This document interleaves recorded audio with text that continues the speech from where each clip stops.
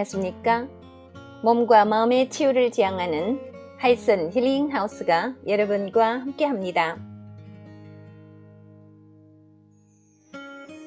하이슨 힐링 하우스는 가정교육, 자아성장, 인체정화 등 다양한 프로그램을 통해서 더 많은 분들이 몸과 마음의 건강을 되찾고 행복한 삶을 누릴 수 있도록 도와드리고 있습니다.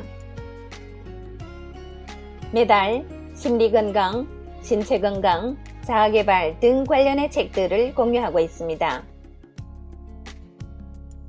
이번 달 읽어드리는 책은 대한발효해독학회 고문이시며 인체정화 프로그램이 창시인인 김세현 선생이 지으신 5%는 의사가 고치고 95%는 내 몸이 고친다 입니다. 인체정화 건강혁명 스스로 고치는 몸 이야기 약 먹고 병원 다니는 것을 당연하게 생각하지 마라. 비만과 고혈압, 당뇨, 암으로부터 벗어나려면 몸부터 정화하라. 내 몸은 스스로 회복한다. 비우고 새로 채우는 인체정화 프로그램. 오늘 나누게 되는 내용은 챕터 2 대변에 건강이 열쇠가 있다 중에 6번째 부분이 되겠습니다. 효소를 알면 건강이 보인다. 현재와 같은 효소 전승 시대를 주도한 분이 미국 효소 영양학의 선구자인 에드워드 하웰 박사다.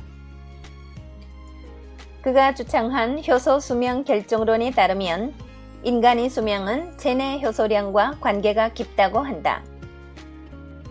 즉, 인간은 날 때부터 일정량의 효소를 갖고 태어나는데 체내 효소를 충분히 가진 사람은 건강하게 오래 살 수 있는 반면 체내 효소가 모자란 사람은 빠른 노화와 함께 수명도 짧아진다는 것이다. 아무리 부자로 태어났다고 해도 과도한 낭비는 파산을 불러오듯 지나친 효소 사용은 인체의 종말을 부르게 되어 있다.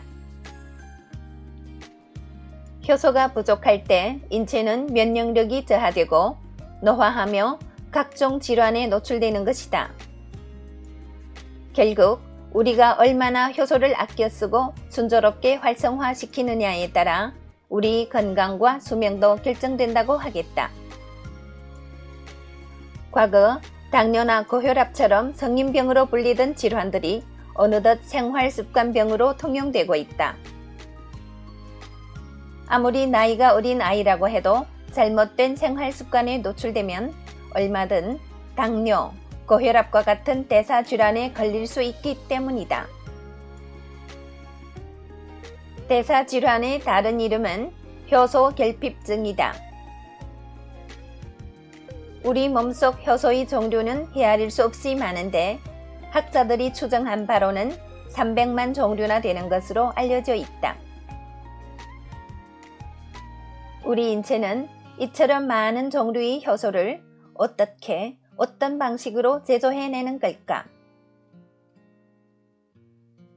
인체는 너무나 신비해서 현재의 과학으로는 전부 파악되지 않고 있으며 효소의 작동 방식 또한 너무나 정교하고 복잡하여 확연히 밝혀지지 않고 있다. 다만 지금까지 연구로 볼 때 효소는 크게 두 가지로 구분할 수 있다. 소화효소와 대사효소가 그것이다. 소화효소는 말 그대로 우리가 섭취한 음식물을 영양소로 분해, 흡수시키는 역할을 한다. 대사효소는 이렇게 분해된 영양분을 혈액을 통해 운반하여 세포의 활동과 복구에 쓴다. 이때 각각의 효소는 처음부터 그 일이 정해져 있는 것도 있지만 상당량은 원형 엔자임의 형태로 존재하다가 그때그때 필요한 일을 하러 달려가기도 한다. 가령 소화가 필요하면 소화효소로 둔갑하고 대사가 필요하면 대사효소로 변하는 시기다. 모든 대사는 소화를 거쳐 발생한 영양분을 바탕으로 움직이기 때문에 인체는 체내에 들어온 음식물에 대하여 먼저 반응하게 되어 있다. 은행에서 번호표 뽑듯 소화계의 순서가 앞이라고 생각하면 쉽다. 이때 소화되기 어려운 화식이나 첨가물이 많이 든 가공식품, 용류 등을 먹게 되면 타액, 위액, 췌장액, 장액 등의 과다한 효소가 투입될 수밖에 없다. 이렇게 쓰고 남은 효소로 뇌, 심장, 신장, 폐, 근육이 움직이려니 어려움이 생기는 것이다. 빚이 많은 집안은 일단 급한 불부터 끈 후 남은 돈으로 생계를 유지하려고 한다. 온 가족이 쌀 한 말로 한 달을 난다고 생각해보자.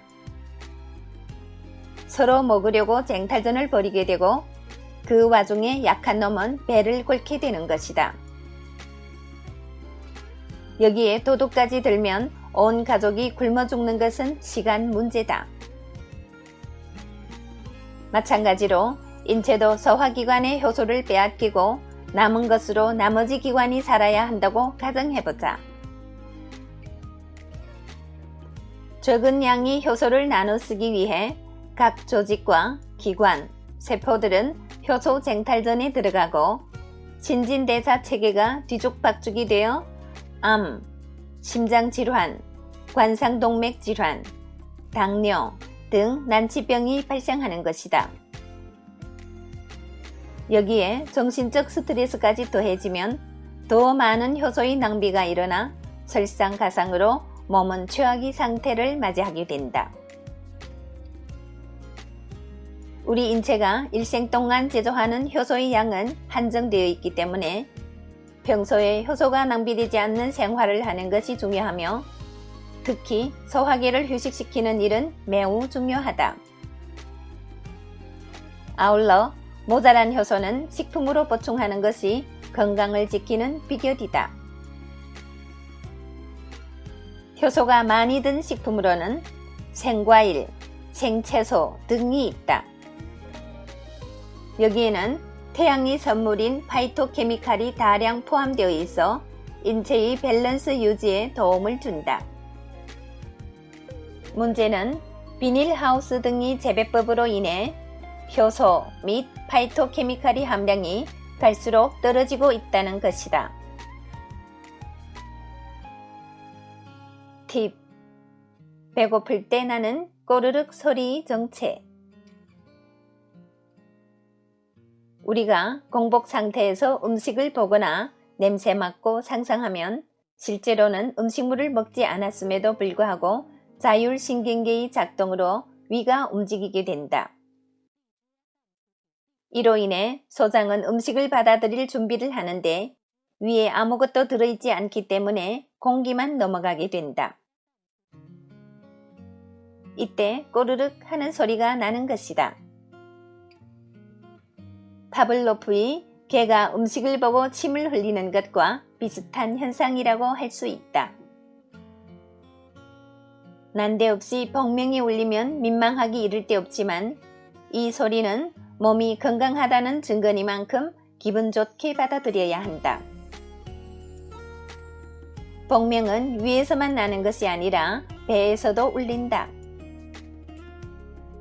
위에서 흘러들어간 공기가 나중에 섭취한 음식물과 섞이면서 대장 속을 이리저리 움직이며 우르릉 하는 소리를 내게 된다. 이렇게 뱃속을 돌아다니던 공기는 나중에 가스로 분출됨으로써 여정을 마치는데 위장과 대장이 복명을 줄이려면 가급적 식도로 공기를 들여보내지 말아야 한다.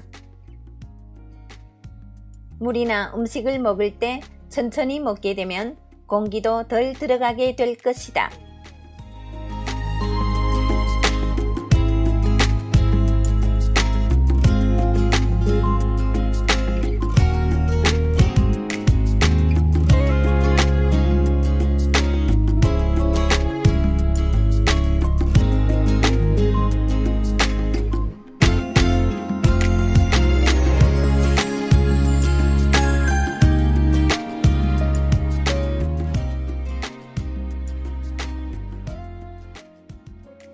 네, 저자가 오늘 나눈 내용에서는 효소에 대해서 상세하게 다루었는데요.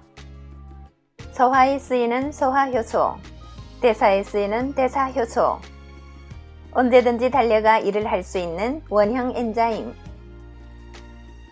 우리가 건강하게 오래 살려면 소화에 쓰이는 효소를 최대한 줄이고 대사에 쓰이는 효소를 최대한 늘릴 것.